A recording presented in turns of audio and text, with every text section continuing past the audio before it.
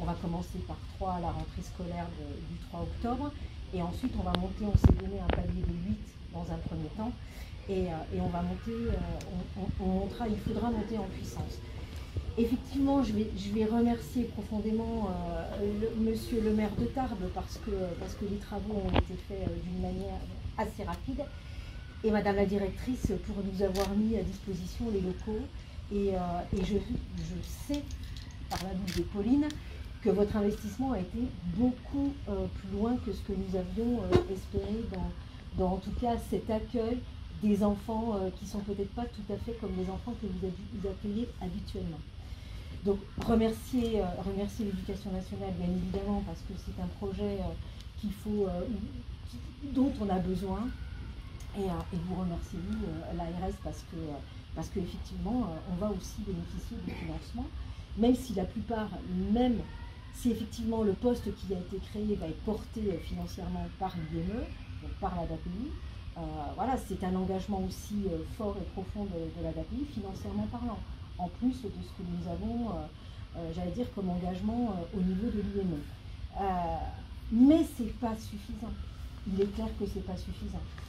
Parce qu'aujourd'hui, soit, et c'est un petit peu les communiqués de presse qui ont paru la semaine dernière, qui vont paraître là cette fin de semaine, la loi dit que tous les enfants, quel que soit son statut, qu'il soit en situation de handicap ou pas, doit rentrer à l'école de la République.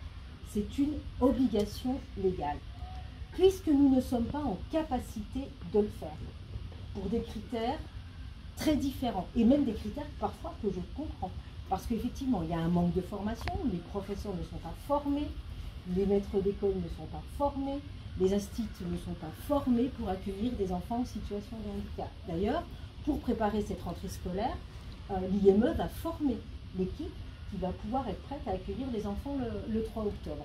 Donc il est clair qu'on n'est qu'au début du chemin. Mais aujourd'hui, si on prend que sur le territoire de Tarbes, je pourrais parler d'Occitanie, puisque je suis également présidente de l'IMAPI Occitanie, mais que sur le territoire de Tarbes, que même sur l'IME, pour rester sur mon précaré qui est la DAPI, 94 enfants, si on regarde les chiffres, les 94 enfants, parce que l'école est obligatoire jusqu'à 18 ans aujourd'hui, et on nous demande à 16 ans que les enfants ne bénéficient plus forcément d'un apprentissage scolaire. Donc je crois qu'il faut vraiment que toutes les institutions se mettent autour de la table, que la force politique, que les politiques aient le courage de dire le système tel qu'il existe aujourd'hui ne peut pas fonctionner et il ne pourra jamais fonctionner parce que des enfants en situation de handicap ne pourront jamais rentrer dans le programme que l'on propose aux enfants qui ne sont pas en situation de handicap.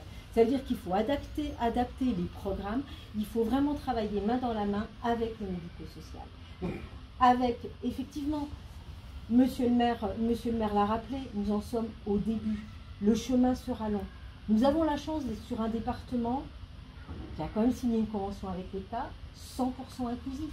Alors je crois que mettons tout en œuvre pour que ce territoire soit réellement 100% inclusif. Mais l'inclusif, ce n'est pas forcément que tous les enfants accèdent à l'école telle qu'on le propose aujourd'hui. C'est aussi que l'on puisse modifier le système. On modifie le système, on adapte les programmes, on adapte l'accueil à l'enfant en situation de handicap. L'enfant, il a juste besoin d'avoir accès à l'apprentissage. Je veux dire, mais un apprentissage qui soit construit en fonction de ses besoins. Parce qu'il est en situation de handicap et qu'il ne sera jamais comme vous et moi. Donc oui, c'est un pas, une unité d'enseignement élémentaire autiste, mais j'ai envie de dire, et les autres enfants. Il n'y a pas que l'autisme dans le handicap intellectuel. Il y a aussi les autres enfants, ne les oublions pas.